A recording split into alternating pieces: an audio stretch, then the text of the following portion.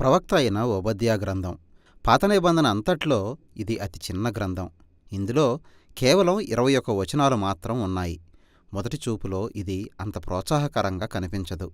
ప్రాచీన ఏదోము దేశ ప్రజలపైన దేవుని తీర్పు గురించిన గీతాలతో ఇది నిండి ఉంది.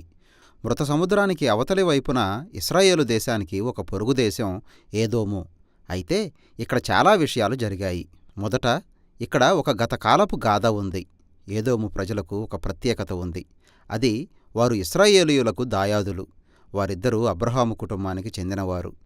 అబ్రహాము శారా ద్వారా కన్న కొడుకు ఇస్సాకు. అతడు రెబ్కా అనే తన భార్య ద్వారా కన్న కొడుకులు యాకోబు, ఏశావు. ఆదికాండం గ్రంథంలో ఇద్దరు అన్నదమ్ముల గాథను మనం చదువుతాం. సరిగ్గా చెప్పాలంటే వారిద్దరి మధ్య ఒక తీవ్రమైన సంఘర్షణతో కూడిన సంబంధం ఉంది. వారిద్దరి పేర్లు ఆ తరువాత ఇశ్రాయేలు ఏదోముగా మారాయి. వారి తరువాత వారి సంతానానికి కూడా అవే పేర్లు వచ్చాయి. వారి వంశాలు కూడా వారిద్దరి మధ్య ఉన్న కలహాన్ని తమ మధ్య పెంచుకుంటూ పోయారు.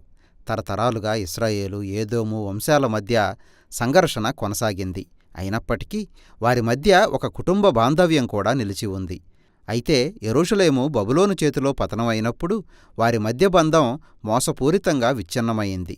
బబులోను ఇశ్రాయేలు మీద దండెత్తి ఆక్రమించుకున్న సమయంలో దానిని అవకాశంగా తీసుకొని ఏదోము ప్రజలు ఇతర ఇశ్రాయేలు పట్టణాలను దోచుకొని అక్కడి ప్రజల్ని పట్టుకొని చంపారు కూడా. ఇతర ప్రవక్తల గ్రంథాల్లో ఇలాంటి హింస, దుర్మార్గానికి ఇతర దేశాలను దేవుడు దోషులుగా పరిగణించాడు. ఇప్పుడు ఓబద్యా ఏదోము ప్రజల్ని దానికి జవాబుదారులుగా ఎంచుతున్నాడు. ఈ చిన్న పుస్తకంలో 2 భాగాలున్నాయి. మొదటి భాగం ఏదోము నాయకులకు వ్యతిరేకంగా చేసిన తీవ్రమైన ఆరోపణలు, ముఖ్యంగా వారి గర్వం, స్వనీతి విషయంలో. అక్షరార్థంగా వారు ఎత్తైన ఎడారి పర్వతాలపై నివసించడం, రూపకాలాంకారంలో వారు వాస్తవంగానే తాము ఇశ్రాయేలీయుల కంటే ఉన్నతమైన వారమని భావించడం. ఆ గర్వమే బబులోను యెరూషలేమును నాశనం చేస్తున్నప్పుడు ఒక పక్కగా నిలిచి ఉండకుండా తాము కూడా ఆ విధ్వంసంలో పాల్గొనేలా చేసింది. కాబట్టి ఏదోము తమ ఉన్నత ప్రదేశాల నుండి కిందకి పడదోయబడుతుందని ఓబద్యా ద్వారా దేవుడు ప్రకటించాడు. వారేదైతే ఇశ్రాయేలీయులకు జరిగించారో అదే వారికి జరుగుతుంది. సరిగ్గా ఏదోము ఏ విధంగా తన నాశనాన్ని ఎదుర్కోబోతున్నదో అని మీరు ఆలోచిస్తున్న సమయంలో 15వ వచనంలో అంశం అకస్మాత్తుగా మారిపోయింది. యెహోవా దినము అన్యజనులందరి మీదకి వచ్చుచున్నది అని చదువుతాం. ఇక్కడ ఏదోము నుండి ఒక్కసారిగా ఇతర అన్ని దేశాల మీదకి మారిపోయిందేమిటి? ఈ వచనం ఈ గ్రంథంలోని 2 భాగాలను కలిపి ఉంచే బందులాంటిది. ఓబద్యా యెహోవా దినం గురించి ప్రకటించినప్పుడు ఒక్క ఏదోము మాత్రమే కాక తన దృష్టిని విశాలపరచి ఇతర అన్ని దేశాలనూ కలిపాడు. ఏదోములాగా గర్వంతో ప్రవర్తించే దేశాలన్నీ అదేవిధంగా దేవుని తీర్పును ఎదుర్కొంటాయి. అవన్నీ తమ ఉన్నత స్థానాల్లో నుండి కిందకి జారి శిథిలమైపోతాయి.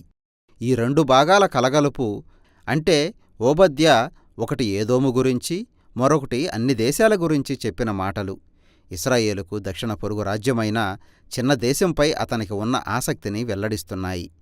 ఏదోము గర్వం ఫలితంగా దానికి జరిగే ఈ పతనం దేవుడు ఒకరోజు ఈ లోకంలో అన్ని దేశాల గర్వాన్ని ఎదుర్కొని వారిని కూడా పతనం చేసే సంఘటనకు సూచనగా ఉంది. ఏదోము అనే మాట హీబ్రూ భాషలో మానవుడు అని అర్థమిచ్చే మరో హీబ్రూ పదం ఆదాము ఒకే విధంగా పలకడం జరుగుతుంది. ఇది యాదృచ్ఛికం ఏమీ కాదు. ఓబద్యా గ్రంథంలో ఏదోము ఉన్నత దశ, దాని పతనం ఒక రోజున, అంటే యెహోవా దినం నాడు దేవుని న్యాయం ఏ విధంగా సకల దేశాల్లో ఉన్న గర్వాన్ని, హింసని ఎదిరించి కూలదోస్తుందో దానికి ఉదాహరణగా ఉంది. అయితే అన్ని ప్రవక్తల గ్రంథాల్లోలాగా దేవుని తీర్పు ఎన్నడూ ఆయన అంతిమ నిర్ణయం కాదు. ఓబద్యా గ్రంథం ముందు యోవేలు, ఆమోసు అనే గ్రంథాల్లో ముగింపు మాటలు జ్ఞాపకం ఉన్నాయి కదూ. యెహోవా దినం తరువాత అన్ని దేశాలకు ఏం జరగబోతుందో యోవేలు చక్కగా చిత్రీకరించాడు. దేవుడు యెరూషలేములో ఒక నూతనమైన రక్షణ కార్యం జరిగిస్తాడని, తమను తాము తగ్గించుకుని దేవుని వేడుకునే వారందరూ విమోచింపబడతారని అతడు చెప్పాడు. ఆమోసు ముగింపులో యెహోవా దినం తరువాత దేవుడు ఇశ్రాయేలు అక్రమాన్ని తీర్పు తీర్చిన తరువాత దేవుడు దావీదు వంశాన్ని పునరుద్ధరించి ఇశ్రాయేలుకు ఒక కొత్త రాజ్యాన్ని స్థాపిస్తాడు. అందులో ఏదోము ఇంకా ఆయన నామంలో ప్రార్థించే దేశాలన్నీ ఉంటాయి. కాబట్టే ఓబద్యా గ్రంథం యోవేలు, ఆమోసు గ్రంథాల తరువాత ఉంచబడింది. తద్వారా ఇతర అన్ని దేశాల మీద దేవుని రాజ్యం వస్తుందన్న నిరీక్షణ గురించిన వాగ్దానాలను అది విస్తృతపరిచింది. కాబట్టి ఈ గ్రంథం ఒక గొప్ప భవిష్యత్తు నిరీక్షణతో ముగిసింది. కొత్త యెరూషలేము మీద తన రాజ్యాన్ని తిరిగి స్థాపిస్తానని, దానిని తన నమ్మకమైన ప్రజల శేషంతో నింపుతానని, అక్కడ్నుండి దేవుని రాజ్యం విస్తరించి ఇశ్రాయేలు చుట్టుపక్కల ఉన్న ప్రాంతాలు, దేశాలను కలుపుకుంటుందని దేవుడు చెబుతున్నాడు. ఈ విధంగా ఈ చిన్న పుస్తకం ప్రవక్తల గ్రంథాల్లో మనం చూస్తున్న దేవుని న్యాయం, నమ్మకత్వం గురించిన విశాలమైన చిత్రానికి తన వంతు పాత్రను జోడించింది.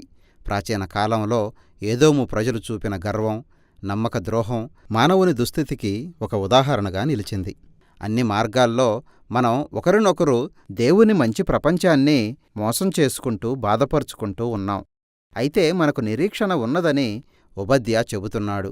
ఏదోము పతనం దేవుడు ఈ లోకంలోని అక్రమాన్ని తొలగించడం అనేదాన్ని గురించి మాత్రమే కాక, ఆయన సకల దేశాలకు తన స్వస్థతను, శాంతిని ఇచ్చే తన రాజ్యాన్ని స్థాపించే రాజు గురించి మనకి వెల్లడి చేస్తున్నది. ఓబద్యా గ్రంథం మనకి ఇచ్చే సందేశం ఇదే.